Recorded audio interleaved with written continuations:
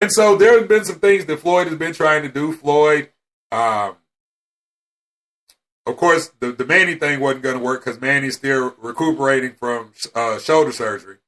But then he tried to bait Oscar De La Hoya out of retirement. Why did he do that, you ask? Okay. For those of you novice boxing fans, or for those of you that just know the names but don't really follow the sport, you just know Floyd Mayweather. Here's the deal. Floyd Mayweather, and I think it was 2007 if I'm not mistaken. In 2007, Floyd Mayweather and the Golden Boy, Oscar De La Hoya, they fought each other. It ended up being a split decision, which ended up going Floyd's way. But because it was a split decision, Oscar De La Hoya had this language in the contract that stated that he was due a rematch within a year of that fight date. And so, what Floyd did, and for those of you, I'm sure some of you remember, what Floyd did was he retired for a year and a day. And what he did to supplement his income for that year and a day that he retired so that he wouldn't have to fight Oscar De La Hoya under the contract, he went to the WWE and made a couple $1 million going to WrestleMania. Y'all remember that, right? Where he fought the Big Show.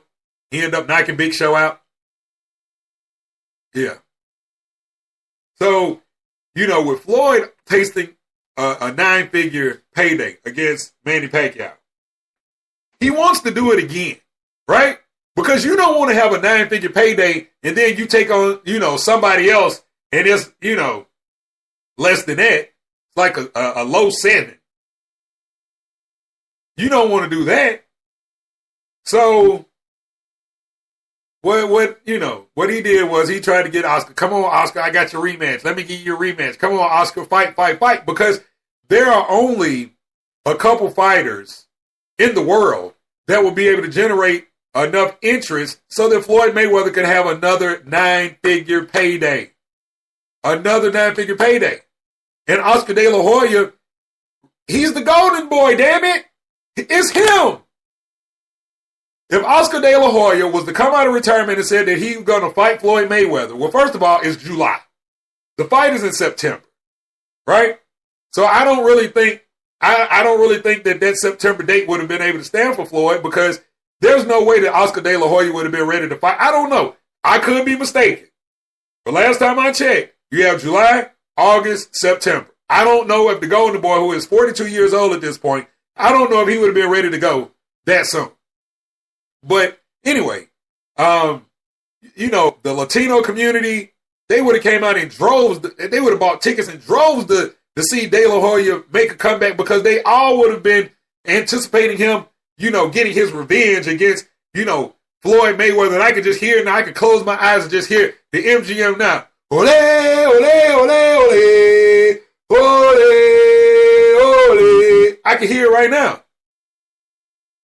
Cha-ching, cha-ching, cha-ching. But of course, Oscar De La Hoya, he's not stupid. He's a businessman. And he made the right decision by not coming out of retirement to fight Floyd Mayweather. And so now as we look around the landscape, you gotta kind of go through the bushes. You gotta, it's thick grass, knee-high grass. You gotta kind of, spread the grass apart and look, try to find somebody, that is of that caliber that Floyd could fight if he's going to get that 9-figure payday. You got Amir Khan out there who is not a 9-figure dude. You got Keith Thurman who just won a great fight Saturday night against Luis Collazo. And after his fight, that's all he was saying. Floyd, fight me. I'm undefeated too. Floyd, fight me. Take my O. Now, when he was saying take my O, that sounded really homo, but anyway. So he's like, I'm undefeated. I'm ready. I want to fight you. But again, it's July. Floyd fights in September. And again, I don't think Keith Thurman is the quality of fighter that would be able to generate those type dollars. Like if Keith Thurman fought Floyd Mayweather, it would be like an 80-20 split. And by the way, that's what the split was between De La Hoya and Floyd Mayweather back in 2007. Oscar De La Hoya walked away with 80% of the gate. So while Floyd won the fight, guess who went to the bank? Oscar De La Hoya. So anyway, you're still looking through the landscape. You're trying to find a welterweight that could give Floyd a run for his money. So again, like I said, you're looking through the bushes. You're looking. Fighting Adrian Broner, that ain't happening because Adrian Broner can't beat nobody. So that ain't happening. So you still looking, you're still searching. Then you go back to 2009 and go, oh, former welterweight champion of the world, Andre Berto. He could be a quality opponent. Nah. What? No way. But according to my boy Rob, and over at Black Sports Online, and this article was written by Kel Dansby, who's out in Vegas, Floyd Mayweather has selected Andre Berto to be his next opponent. His next and final, I guess, opponent. And again, this is another one of those fights that has happened very, very late. Too late, if you ask me. At one time, Berto was the undefeated welterweight champion of the world. I think he had maybe 2 of the belts, 3 of the belts, something like that. I mean, he, for all intents and purposes, he was supposed to be that guy. But then things started happening. He lost a couple fights, and once you start losing, I mean, everything just kind of it comes unraveled for some. Not for all, but for some, it just comes unraveled. And for Andre Berto, that's what ended up happening for him. But the other thing about it is, Floyd is supposedly gonna fight this last one on national television on CBS. So I would think that because I don't think a fight on CBS is going to generate the kind of money that a pay-per-view fight would generate. So I'm guessing that the way that they're going to go about doing this is that maybe for the first time, Floyd is going to have sponsors because, of course, Floyd has no sponsorship. I mean, he wears Reeboks, and Reebok pays him absolutely nothing for it. So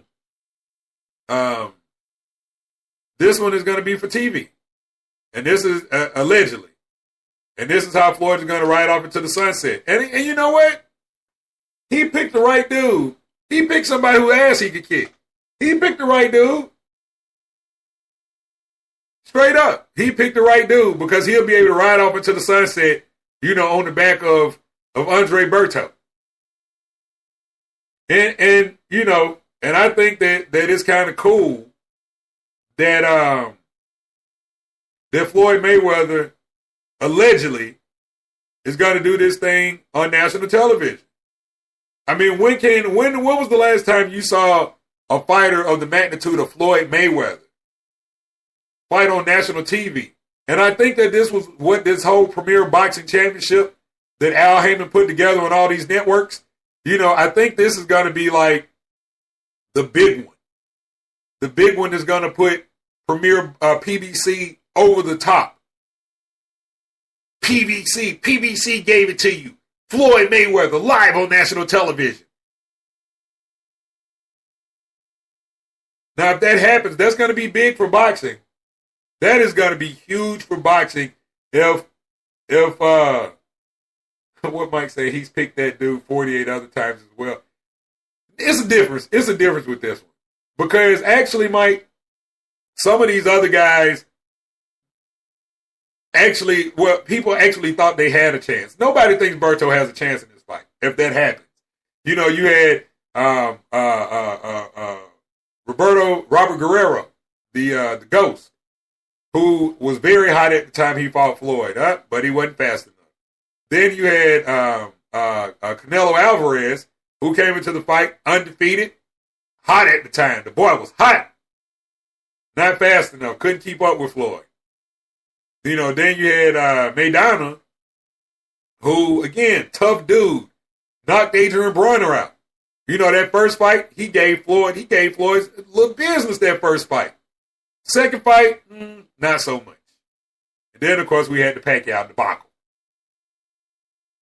But yeah, but if you go through Floyd's record, you'll see some names. You'll be like, who the hell is that? Who is that? Like, who? Who is that? So yeah, so there are definitely some guys on the list, not named Shane Mosley or Oscar De La Hoya or Marcos Maidana, or even Zab Judah, because people don't remember that Zab Judah was the last one to get a knockdown on Floyd, but the referees called it a slippage, but it was a clear knockdown. So, there were some guys out there, or have been some guys out there that have come into the fight with a chance to win, but once you get into the ring with Floyd, it's like a different story. Like, it's one thing to watch, it's one thing, to see tape and all, but it's another thing when you get in the ring. Because I think that, and I'm not even a Floyd fan. I respect what the dude does in the ring, but I think that what he brings to the table cannot be replicated by anybody else, a sparring partner or anybody else. I think that it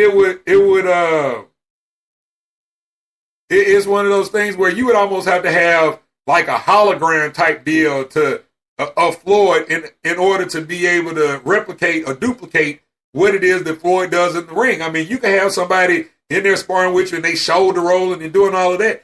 But hey, man, Floyd got them hands and they quick with it too. So I don't know if this is true, the whole Andre Berto thing. But if it is, I've been to Vegas as of April. That made my third time in Vegas in 18 months. If he fights Andre Berto, there's no way that I even see myself wasting my time, going to Vegas for that. I'll watch it on the internet. Straight up. I'll just watch it on the internet. But I'm looking through the landscape, and this is Sports Kings Live via Spreaker.com, Rob Calloway flying solo dolo. But Big Mike is in the chat room, and that boy, Mike don't talk that much when we doing the show. How many? We got, great number, 69. We have 69 coming to the chat room today. Mike and Coop in there chatting it up. But yeah, when you look at the landscape of boxing, because then, you have guys like Timothy Bradley, who Floyd scoffs at. Like, if you mention him fighting Tim Bradley, he's like, yeah, right. Because the thing about Tim Bradley is, while Tim Bradley won that championship the other night, the thing about Tim Bradley is that he's managed by Bob Arum of Top Rank, the same guy that Manny Pacquiao is managed by. But the thing is, that Pacquiao fight had to happen at some time, and all parties were willing to put their difference aside to make it happen. But for Tim Bradley, hell, ain't nobody go pay to see Tim Bradley fight Mayweather. Nobody's go pay to see that. And so the real deal was, up until last week when Mayweather got stripped of his middleweight belts and also that one welterweight belt, he had the option of being able to find somebody to fight in that middleweight division for his final fight. But I don't really think he wanted to do that, because there are you got some Louisville sluggers up in that middleweight right now. Like some real deal knockout artists. And I don't think in your final fight, I don't think that you want to really take chances.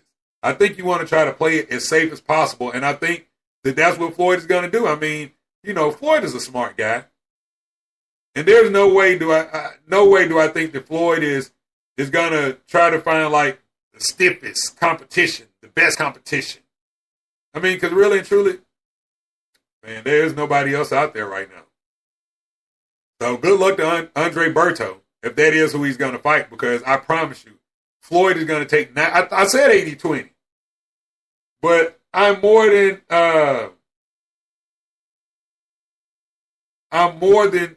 sure. I'm more than sure that Floyd has looked and said, you know what, this is one that I'm going to be able to win. I want to play it safe going into this last